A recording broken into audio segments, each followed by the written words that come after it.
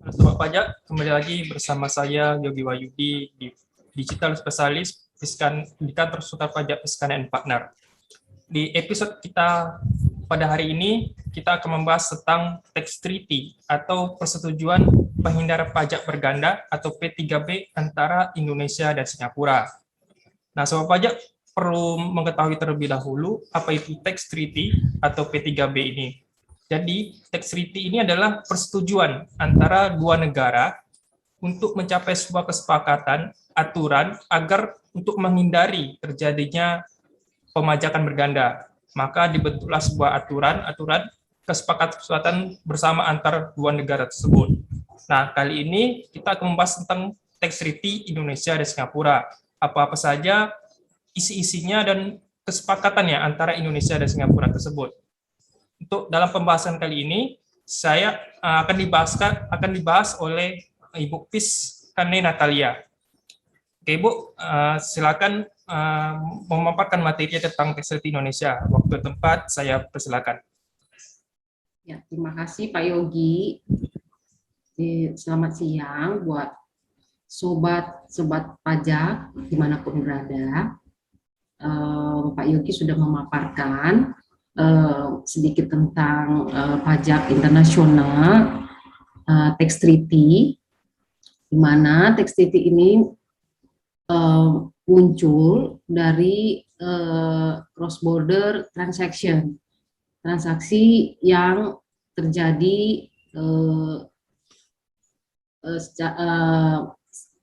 internasional, ya, transaksi internasional, yaitu di mana tax treaty itu adalah kesepakatan. Tax treaty itu upaya untuk mencegah terjadinya pajak berganda. Pajak berganda itu terjadi ketika dalam suatu transaksi internasional tadi itu terdapat lebih dari satu negara yang mengklaim hak pemajakan. Nah,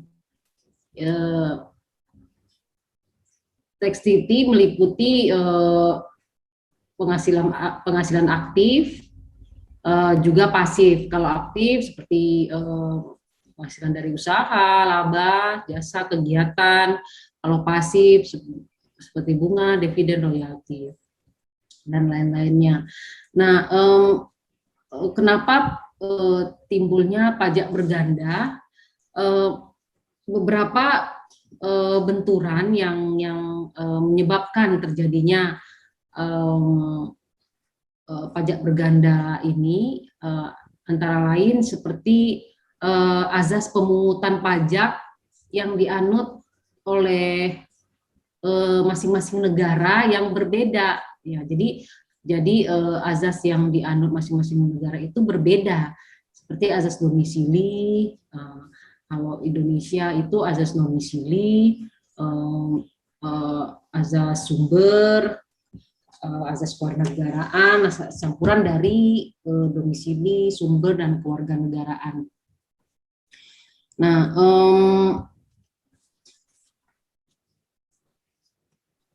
kita langsung saja ke ke tax treaty-nya, ya Pak Yogi, ya. Ya, Mau nggak mau kalau kita berbicara tentang tax treaty, kita harus membahas pasal per pasal, ya. Artikel yang pertama kita harus kupas satu-satu. Nah, dalam hal ini kita membahas tax treaty antara Indonesia dan Singapura, ya, antara Singapura. Nah, kita langsung saja ke artikel yang pertama, ya Pak Yogi, ya. Yang pertama, personal scope. Personal scope itu mengatur tentang siapa saja yang dapat menggunakan tax treaty. Jadi artikel 1 itu, this agreement shall apply to persons who are residents of one or both of the contracting states ya. Kalau sobat pajak mendengar ini bisa nanti artikelnya di-download dari mungkin nanti Pak Yogi kasih linknya ya. Ya. Jadi itu artikel yang pertama itu personal scope, itu mengatur tentang siapa sih yang berhak memakai atau menggunakan tax treaty ini gitu. Nah, tadi sudah kita baca bersama, itu ada kata persons. Nah, persons ini person who are residents. Person ini kalau kita merujuk ke artikel yang ketiga, general definition, itu paragraf yang pertama, huruf D. Nah, yang dimaksud dengan persons tadi di artikel pertama itu disebutkan tuh di artikel 3. Artikel 3 general definition. The term persons includes an individual, a company, and any other body of persons which is treated as an entity for tax purposes. Jadi, person yang kalau kita bisa lihat bersama-sama ya, semua sobat pajak pada saat mendengarkan podcast ini bisa langsung melihat ke tax treaty-nya. Jadi person yang dimaksud bukan saja orang pribadi, ya sesuai dengan general definition tadi artikel 3, juga badan usaha. Jadi lebih ke orang pribadi dan badan usaha yang merupakan penduduk, jadi residents. Bisa kita bilang SPDN ya, subjek pajak dalam negeri. Nah, subjek pajak dalam negeri ini tidak diatur di tax treaty ini. Nah, yang mengatur tentang siapa yang menjadi subjek pajak dalam negeri itu ada di undang-undang domestik negara masing-masing. Kalau Indonesia berarti di undang-undang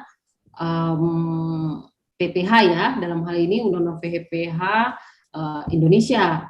Nah, kalau Singapura berarti undang-undangnya Singapura, kita harus merujuk ke sana. Siapa saja yang dimaksud dengan subjek pajak dalam negeri. Kalau di Indonesia itu untuk orang pribadi itu ada di pasal 2 ayat 3 Undang-Undang PPH itu bertempat tinggal di Indonesia, berada di Indonesia lebih dari 183 hari dalam jangka waktu 12 bulan berniat untuk tinggal di Indonesia gitu. Nah, itu dia yang personal scope.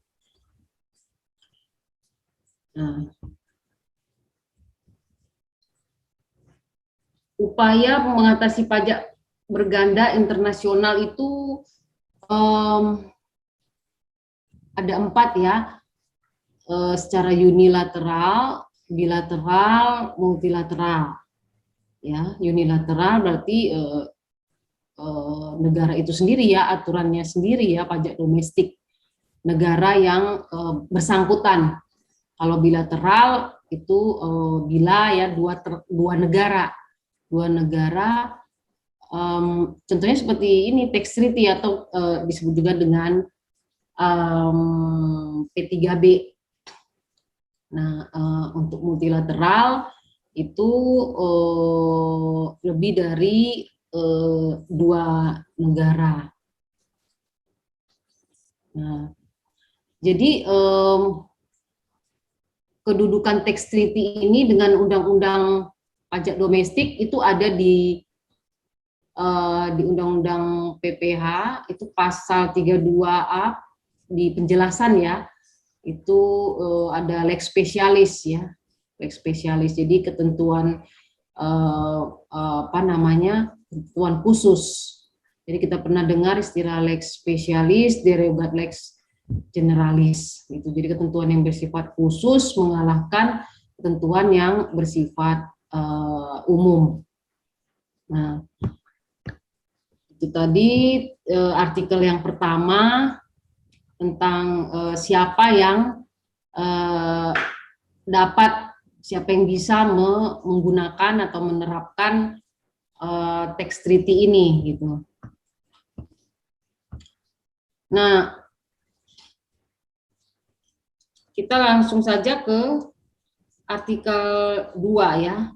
Artikel 2. Artikel 2 itu ya ini mengatur bahwa tax treaty itu hanya mencakup pajak penghasilan ya, pajak penghasilan.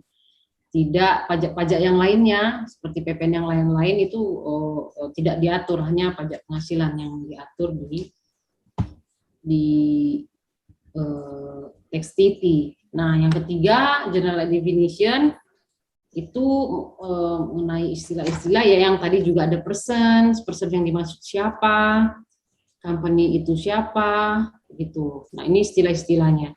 Nah, kita lanjut saja ke artikel 4 ya, Pak Yogi, artikel 4 fiscal domicile. Nah, fiscal domicile. Nah, ini kriteria subjek pajak dalam negeri ya, dalam undang-undang domestik pajak dalam domestik negara masing-masing. Ya, jadi mengatur bagaimana tidak terjadi dual resident gitu. Nah, yang pertama, for the purpose of this agreement, the term a resident of a contracting state means any person who is resident in a contracting state for tax purposes of that contracting state. Jadi tadi ya, yang dimaksud dengan SPDN, kriteria SPDN itu menurut negara yang bersepakat itu. Contracting state itu maksudnya negara yang melakukan kesepakatan. Nah, jadi sesuai dengan yang paragraf kedua, where by reason of the provisions of paragraph 1, an individual is a resident of both contracting state, then his status shall be determined in accordance with the following rules. Jadi ada itu istilah tiebreaker rule. Jadi kalau terdapat dual resident, maka nextnya ini paragraf kedua. Nah, kalau Indonesia Singapura karena masing-masing negara berbeda ya, berbeda. Nah, kalau Singapura itu ada tiga tuh.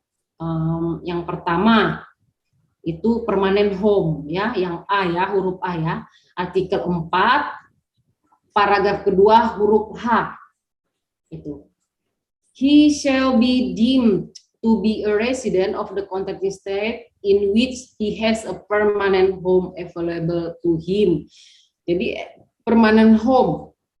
Jadi ada tiga untuk Indonesia dan Singapura itu ada tiga.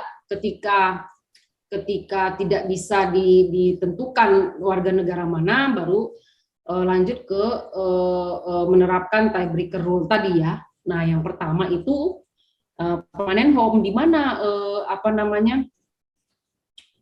rumah bertempat tinggal gitu. Permanent residennya, home-nya di mana gitu. Nah, kalau tidak dapat juga ditemukan gitu, di mana bukan tidak dapat ditemukan, tapi misalnya di Jakarta juga ada permanent home-nya, di Indonesia ya, di Jakarta. Di Singapura juga punya gitu. Nah, kalau dua-duanya juga punya, lalu next ke yang kedua itu yang huruf B ya. Huruf B itu if the contracting state in which he has his center of vital interest. Nah, vital interest ya. Jadi cannot be determined, or if he has not permanent home. Jadi ada vital interest cannot be determined, terus permanent home juga available to him in either contracting state. Jadi dua-duanya ada permanent home-nya nih. Terus of vital interest cannot be determined, tidak bisa ditentukan juga di mana ininya gitu. Terus ini apa lagi? he shall be deemed to be a resident of the contracting state in which he has an habitual abode. Jadi di mana dia keluarganya misalnya atau istrinya gitu. Nah, itu. Lalu kemudian kalau tidak bisa juga ditemukan baru langsung ke mutual agreement ya, dari tadi permanent home, terus ke habitual abode, lalu ke mutual agreement MIP ya, mutual agreement prosedur. Jadi antara negara bersepakat ya untuk memutuskan di mana wajib pajak orang tersebut ya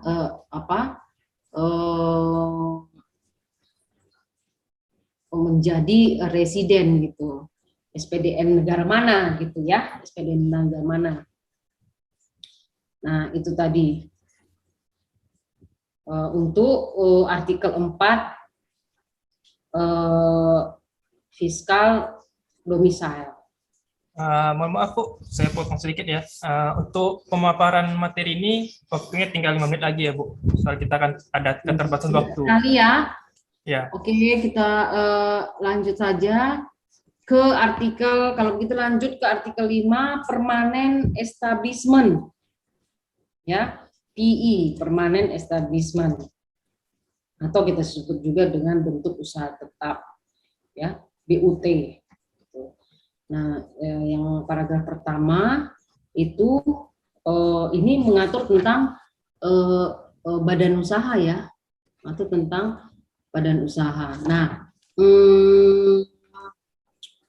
ada beberapa tipe-tipe BUT ya di sini. Untuk yang paragraf kedua ya, ada sampai I itu ya, dari A sampai I. Ada aktivitas fisik ya, a place of management, a branch of an office, factory, workshop, farm. Nah, itu. Jadi dari A sampai G itu fasilitas fisik gitu. Jadi ada tempatnya fasilitas fisik, kelihatan gitu, real, atau disebut juga dengan real PE gitu, real permanent establishment. Nah, tipe yang ini gitu ya. Jadi fisiknya kelihatan gitu, ada office-nya, walaupun office-nya kecil atau cuma ada satu kursi, satu meja gitu ya, tapi fisiknya kelihatan gitu. Nah, kalau aktivitas yang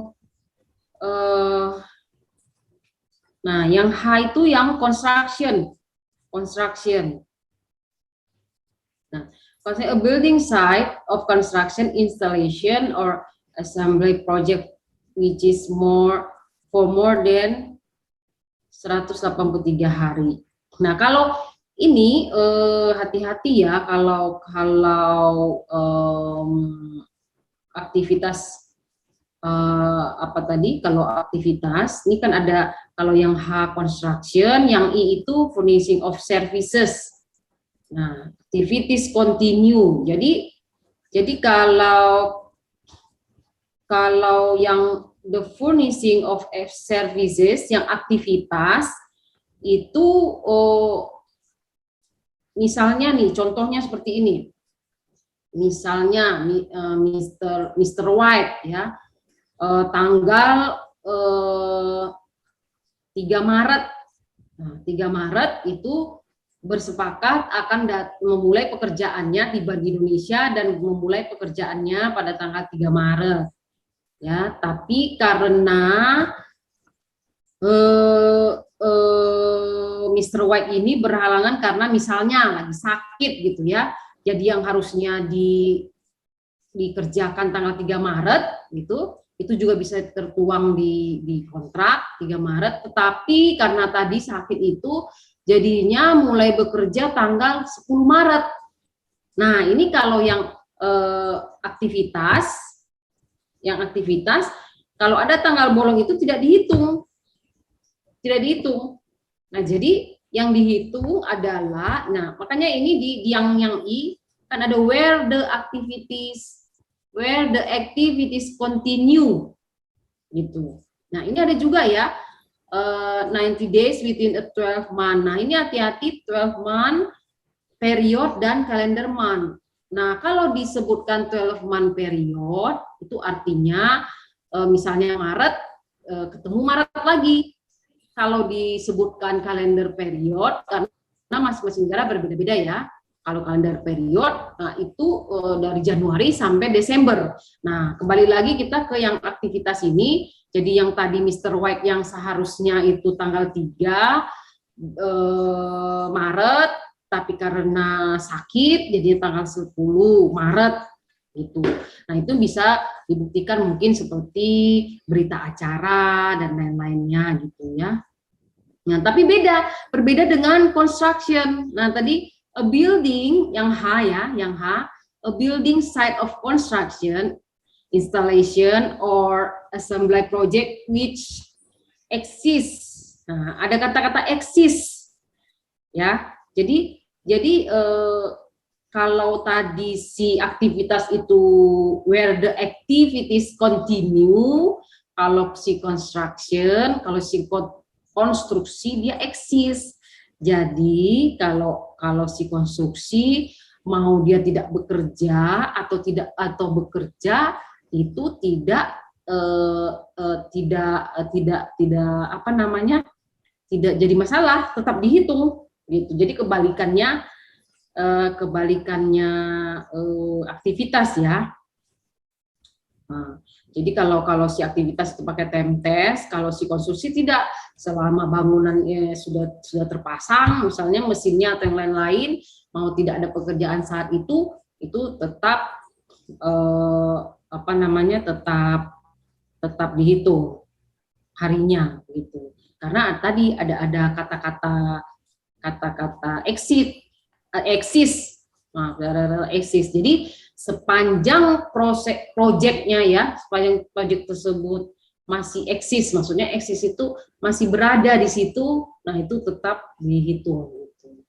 Kalau untuk construction itu lebih dari 183 hari ya untuk Indonesia dan Singapura. Kalau aktivitas itu seperti jasa, misalnya jasa marketing atau tadi kan the furnishing of services including consultancy services by an enterprise through an employee or other person, ya kan? Jadi kayak jasa-jasa konsultasi, marketing dan yang lain-lain itu.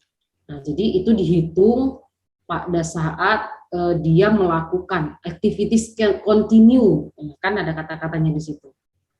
Nah, jadi itu more than 90 days within a 12-month period. Nah, jadi kalau 12-month period, kalau dia mulai Maret, ya Maret lagi ketemunya. Kalau kalender period, berarti dari Maret ke Desember, gitu perhitungannya. Oke, terima kasih Bu Pris setelah pematerian ini. Karena kita ada keterbatasan waktu, jadi untuk materi ini tetap akan kita lanjutkan, cuman di lain kesempatan, di lain episode. Jadi untuk sobat pajak nggak perlu khawatir nih, nggak perlu takut ketinggalan materinya atau masih nanggung atau kurang, karena Bu Pris nanti akan menjelaskan kembali di sesi berikutnya, karena ini berhubungan dengan durasi. Nah, untuk Bu Pris, saya ucapkan terima kasih atas waktunya yang telah memaparkan materi tentang tax treaty antara Indonesia dan Singapura ini. Kalau bisa Pak Yogi, kalau nanti ada sesi berikutnya, misalnya ada pertanyaan dan kita buat sesi berikutnya, tolong disampaikan link, diberikan link di mana bisa di-download apa namanya tax treaty Indonesia Singapura versi Inggrisnya ya. Kita tolong diberikan juga gitu. Terima kasih Pak Yogi. Untuk soal pajak, untuk link materi nanti tentang tax treaty hari ini itu nanti dapat di-download di deskripsi kita, ataupun nanti bisa soal pajak lihat di sosial media kita. Untuk soal pajak, apabila ada pertanyaan ataupun dalam pemaparan materi dari Bu Pris tadi yang masih menggantung atau kurang mengerti, jika ada pertanyaan silakan ditulis di kolom komentar. ataupun bisa langsung melalui media sosial kita. Dan pertanyaan terbaik itu akan mendapatkan hadiah dari kita nantinya. Dan terima kasih kepada Ibu Pis dan seluruh sobat pajak yang telah menonton video ini. Dan jangan lupa nantikan episode-episode berikutnya tentang podcast kita di kantor staf pajak Piskanen Partner ini. Saya Yogi Wahyudi dan Bu Pis ucapkan terima kasih dan sampai jumpa.